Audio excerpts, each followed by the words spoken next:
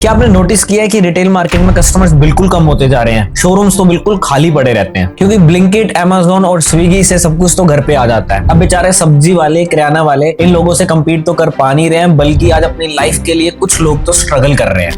इन fast e commerce companies ने अच्छे discounts और फास्ट डिलीवरी देकर रिटेल मार्केट, फिजिकली जो प्रेजेंट है हमारी रिटेल मार्केट, उसको तो बिल्कुल खा लिया है। लेकिन अगर आप सोचते हो कि ऑनलाइन सेलर बन जाना या फिर एक क्लाउड किचन खोलना इसका हल है, तो और भी नाइटमेयर बन जाएगा ये आपके लिए। अगर आपके पास करोड़ों रुपया नहीं है तो ये जो बड़ी कंपनीज हैं ये आपको अपनी अनफेयर प्रैक्टिसेस के बाद ऑनलाइन सर्वाइव ही नहीं करने देंगी, जो हम आगे कहानी में डिस्कस करेंगे। अब इनकी मोनोपोली और प्राइसिंग स्ट्रेटेजीज की बात कर लो या फिर ऐसी अनफेयर प्रैक्टिसेस के बारे में बात कर लो जिसमें सेलर्स को डायरेक्टली सपोर्ट करती हैं कंपनियां, जो कि इंडिया लॉ के हिसाब से बिल्कुल इलीगल है, बट इसी चलते ही छोटा सेलर्स तो पिछड़ ही जाता है। ये सारी चीजें देखकर हमें डेवलपमेंट के नाम पर खुशी तो होती है, पर ये अंदर से हमें कहीं ना कहीं खा रही है। कन्वीनियंस के नाम पे हम लेजी और डिपेंडेंट होते जा रहे हैं और इसका फायदा उठा रही हैं भरपूर ये ई कॉमर्स कंपनीज। इस वीडियो को लास्ट तक जरूर देखना क्योंकि हम इसमें कुछ रियलिटी और फैक्ट्स डिस्कस करेंगे जो कि हम रियलिटी में सोचते बहुत कम है। और अगर आपको वीडियो अच्छा लगे तो सब्सक्राइब जरूर करना। तो शुरू करते हैं।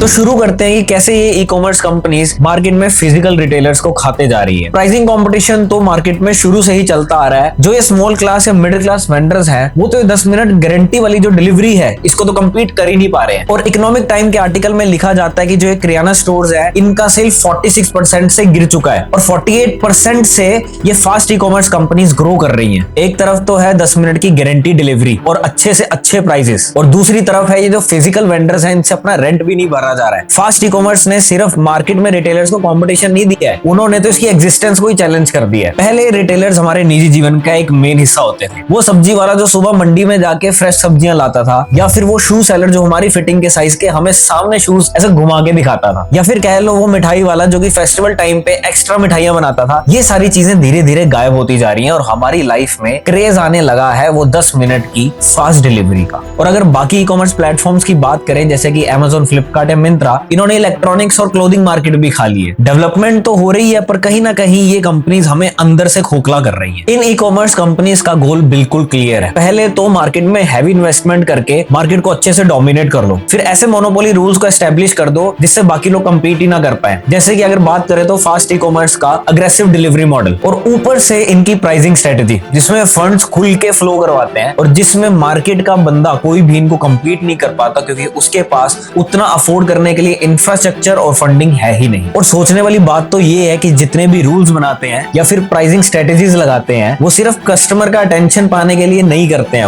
वो रिटेल मार्केट को चैलेंज करने के साथ साथ वाइप आउट करने के तरीके से इन चीजों को डिजाइन किया जाता है। जब तक एक मिडिल क्लास वेंडर अपने कस्टमर बेस को वापस रिकवर करना शुरू करता है तब तक तो ये उनका पूरा मार्केट खा चुके होते हैं। और अगली बड़ी प्रॉब्लम ये आती है जो D2C ब्रांड्स हैं जो इन फास्ट कॉमर्स साइट्स पे सेल हो रहे हैं, जिसपे एक सेलर या फिर एक स्मॉल वेंडर या मिडिल क्लास वेंडर की बात करें, वो सेलर बन के अनलाइकली अमेज़न इन पे डायरेक्टली सेल नहीं कर पाता है। जैसे कि ब्लिंकिट या फिर ज़ेप्टो पर कह लो, ये डायरेक्टली कंपनी से लेके कस्टमर तक पहुंचाते हैं माल। इस पे कोई भी मार्केट का सेलर अपने प्रोडक्ट्स लिस्ट नहीं कर सकता है। इन सारी ई कॉमर्स कंपनीज ने काफी ज्यादा हमें कन्वीनियंस तो दी है, पर कहीं ना कहीं दुकानदार आजकल अपने काम से, अपने जर्नल स्टोर से धीरे धीरे क्विट करने लगे हैं। पर इस चीज का लॉन्ग टर्म इम्पैक्ट देखें तो सिर्फ दुकानदारों पर नहीं, पूरे मार्केट के इकोसिस्टम पर पड़ने वाला है। इसका एक सोल्यूशन है मिडिल क्लास लोगों के लिए, जो कि हम वीडियो के एंड में डिस्कस करेंगे। पर इससे पहले डिस्कस कर लेते हैं कि इन ई कॉमर्स कंपनीज में क्या सब कुछ फेयर चल रहा है या फिर कुछ अनफेयर प्रैक्टिसेस भी चल रही हैं। किसी भी ई कॉमर्स प्लेटफॉर्म को उठा लो, इन सब की प्राइसिंग को देखकर ऐसा लगता है कि ये सिर्फ और सिर्फ हम लोगों के लिए काम कर रही हैं। पर ये ई कॉमर्स की दुनिया उतनी क्लीन है नहीं जितनी हमें दिख रही है। सबसे पहले बात कर लेते हैं कि अमेज़न के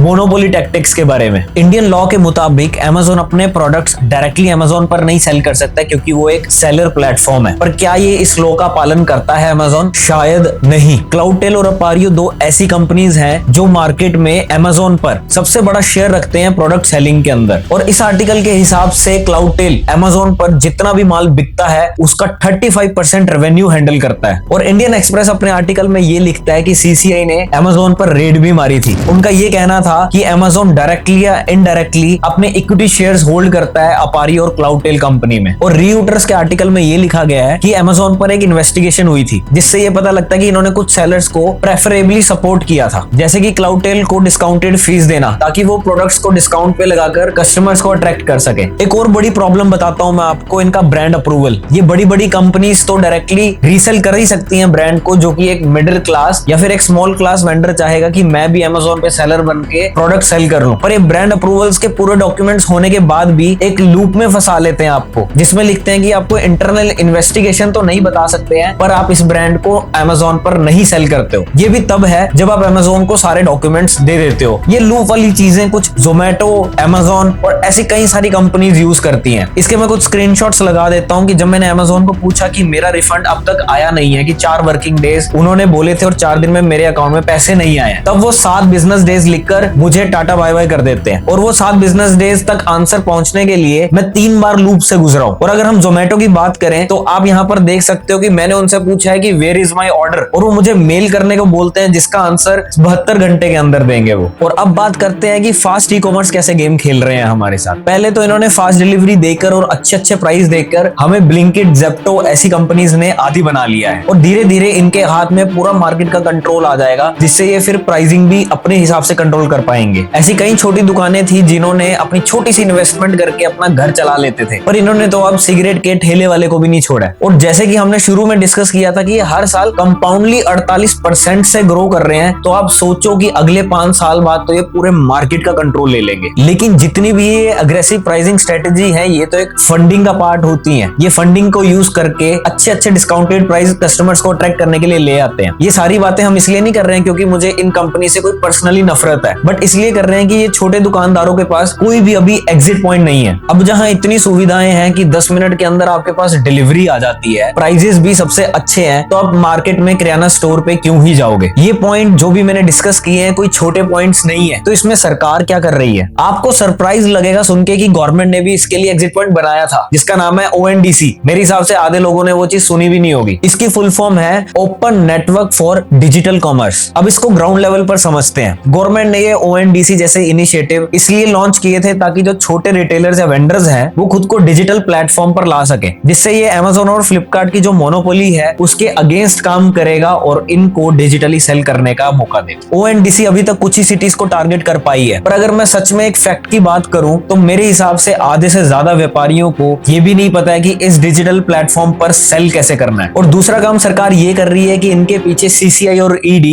हाथ धोकर पीछे पड़ी हुई है। अमेजोन और फ्लिपकार्ट की जितनी भी अनफेयर प्रैक्टिसेस हैं उनके अगेंस्ट मल्टीपल इन्वेस्टिगेशन शुरू की हुई है CCI और ED ने। इन इन्वेस्टिगेशन से CCI और ED ये पता लगाना चाहती है इन्होंने कोई अनफेयर प्रैक्टिस तो नहीं करी है प्राइसिंग को लेकर, या फिर किसी भी सेलर को डायरेक्टली प्रमोट तो नहीं किया जिससे छोटे वेंडर्स अफेक्ट हुए हो। अगर इस इन्वेस्टिगेशन के दौरान इनकी कोई भी अनफेयर प्रैक्टिस प्रूव हो जाती है तो इनको काफी ज्यादा स्ट्रिक्ट एक्शन का सामना करना पड़ सकता है। पर अगर मैं ग्राउंड लेवल की बात करूं तो ये इन्वेस्टिगेशंस काफी ज्यादा स्लो चल रही हैं और इसका ग्राउंड लेवल पर इम्पैक्ट अभी तक देखने को नहीं मिला है। और काफी ज्यादा सेलर्स इस चीज का सामना आज भी कर रहे हैं कि वो ब्रांड्स को रीसेल नहीं कर पा रहे हैं या फिर इन कंपनीज को कम्पीट नहीं कर पा रहे हैं। पर इन चीजों का सोल्यूशन क्या है? सबसे पहले तो जो भी मार्केट के वेंडर्स हैं उनको खुद को डिजिटलाइज करके ONDC पर लाना होगा, खुद को मॉडर्नाइज करना होगा, और अगर चीजें नहीं आती है तो उन्हें YouTube पे जाकर सीखना होगा खुद से। और हमें अपने लोकल वेंडर्स को भी सपोर्ट करना चाहिए, चाहे किराना स्टोर हो या सिगरेट का ठेला हो या फिर एक क्लोथिंग स्टोर हो। हर टाइम ब्लिंकिट या Amazon खोलकर नहीं बैठ जाना चाहिए। सेकेंडली हमें इन चीजों पर गवर्नमेंट का भी सपोर्ट चाहिए होगा। गवर्नमेंट को बिजनेस लोन्स पर जो इंटरेस्ट है वो भी थोड़ा सा कम कर देना चाहिए, और जो छोटे वेंडर्स हैं जो ज्यादा ही स्ट्रगल कर रहे हैं इन कंपनीज की वजह से, उनको कुछ चीजों में सब्सिडी भी दे देनी चाहिए कि अगर वो ONDC पर आएंगे तो उन्हें ये बेनिफिट्स मिलेंगे। और हमने इस वीडियो में एक लास्ट में स्टार्टअप आइडिया भी डिस्कस किया हुआ है जिससे वेंडर्स मार्केट में बाउंस बैक कर सकते हैं, तो अगर आपको वो देखना है तो वो भी जाकर देख सकते हो। अब सवाल तो ये है कि इन कंपनीज ने हमारी जिंदगी में काफी कन्वीनियंस और डेवलपमेंट तो कर दी है, पर छोटे वेंडर्स इससे कितना ज्यादा इफेक्ट हो गए हैं ये हमने इस वीडियो में डिस्कस किया। और आगे देखना ये है कि ये छोटे वेंडर्स अपने काम से क्विट करते हैं या फिर एक ONDC आगे जाकर एक बड़ी चीज बन जाएगा। और अगर इस वीडियो ने आपकी लाइफ में थोड़ी भी इंफॉर्मेशन ऐड की है या फिर आपको ये वीडियो अच्छा लगा हो तो चैनल को लाइक और सब्सक्राइब करना मत भूलना। तब तक के लिए टाटा बाय बाय, जय सिया राम, जय भारत।